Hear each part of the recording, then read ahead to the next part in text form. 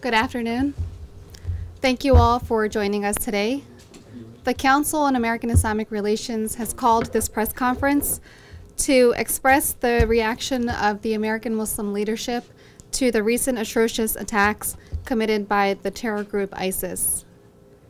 First, I would like to call Nihad Awad, the Executive Director of the Council on American Islamic Relations, to please share his thoughts.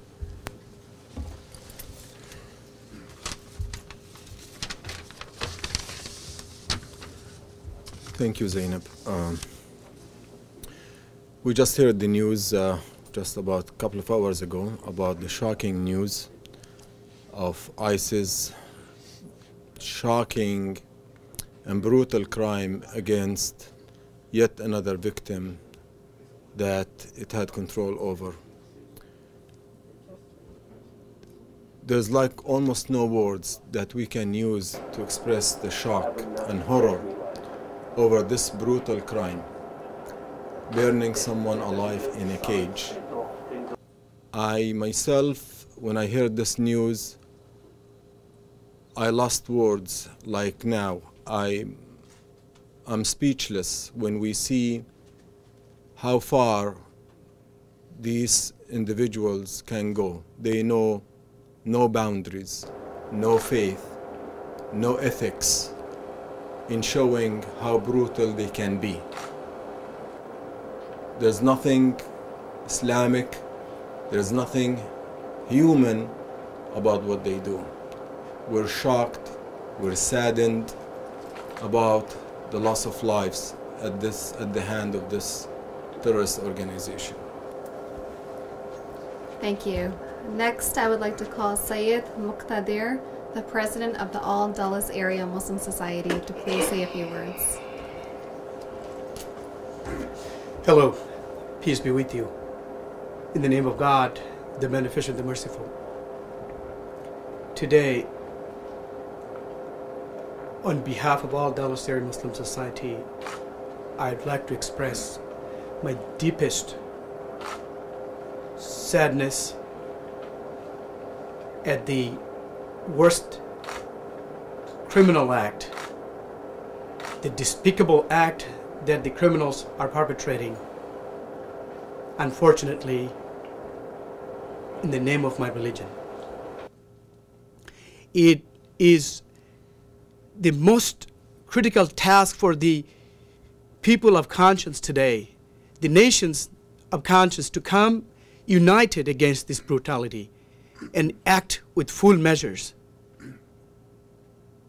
Act with full measures to eradicate them. Thank you. And Osama Abuirshaid, he is a representative of the American Muslims for Palestine. Thank you. Good afternoon. As human beings, as Muslims, and on behalf of the organization that I represent, the American Muslims for Palestine, we strongly condemn the barbaric and the vicious crimes, not only one crime, the vicious crimes that have been and are still being committed by the so-called Islamic State in Iraq and Syria. There is nothing Islamic about this organization.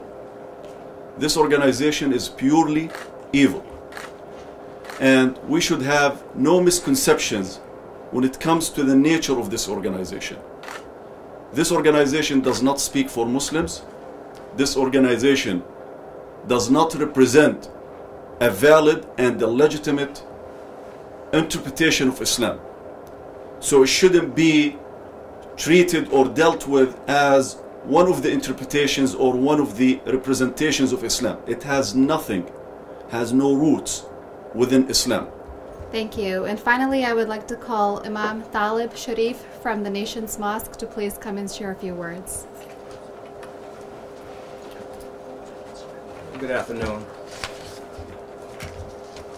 I'd like to first of all thank CAIR for bringing us together again.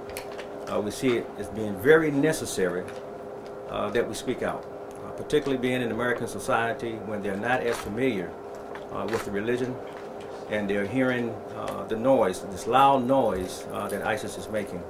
Let me say that first I want to extend my heartfelt prayers and condolences to the people of Jordan.